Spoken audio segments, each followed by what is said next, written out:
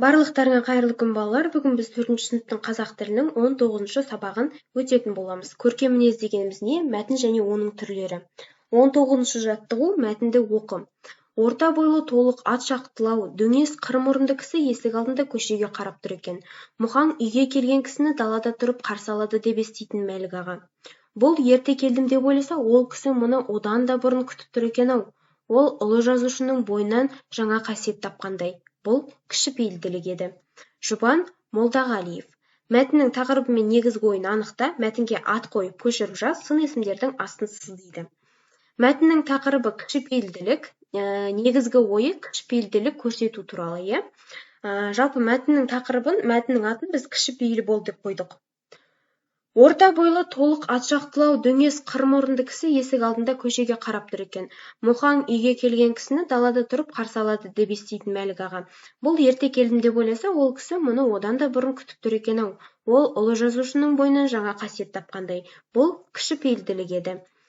Енді балалар, бұл жерде бізде орта бойлы толық ат жақтылау, дөңес қыр мұрынды және де ұлы сөздері бізде сын есімге жатады екен балалар.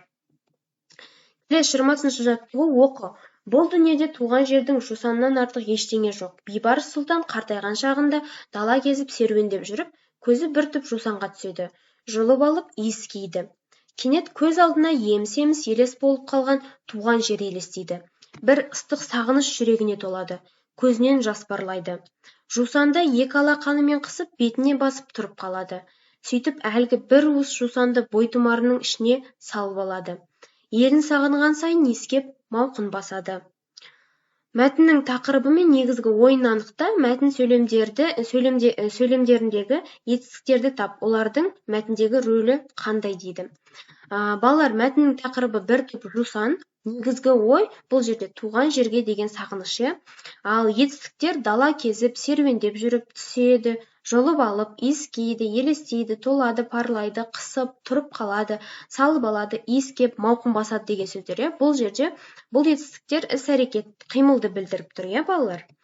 Келесі 21-ші жаттығу мәтіннің түрлері сызбасын мұқият қара. Мәтіннің түрлері және олардың ерекшеліктері туралы айтып көр дейді. Балалар, бізде мәтіннің түрлері жалпы 3-ке бөлінеді. Әңгімелеу, сипаттау және пайымдау. Әңгімелеу қандай да бір нәрсе туралы әңгімеленеді, хабарлайды. Не, қайда, қашан, қалай болды деген сұрақтарға жауап береді. Ал сипаттау адамның, жануарлардың, табиғаттың, оқиғаның көріністері сипатталады және қай деген сұрақтарға жауап береді екен. Пайымдау құбылыстың, оқиғаның себептері туралы айтылады, түсіндіріледі. Бір нәрсе жайлы дәлелденеді екен, яғни неліктен деген сұраққа жауап береді. Енді келесі 19-шы және 20-шы жаттығулардағы тағы бір рет оқып шық. Қайсысы әңгімелеу, қайсысы сипаттау мәтіні? Өз жауабыңды дәлелде дейді. 19-шы және 20-шы жаттығулардағы мәтіндер бойынша мультфильм жазсақ, қай мәтіннің мазмұнын бір ғана кадрмен, қайсысын бірнеше кадрмен көрсетер едік дейді. Балалар, бұл жерде 19-шы жаттығу мәтіні сипаттау мәтініне жатады, ал 20-шы жаттығудың мәтіні әңгімелеу мәтініне жатады екен. Келесі 22-ші жаттығу атаулары бойынша мәтін түрлерін ажырат дейді. Бірінші, біздің сыныпта бұл бізде әңгімелеу екен. Татулығы жарасқан сынып, сипаттау. Неліктен сыныпты таза ұстаймыз, пайымдау мәтін екен.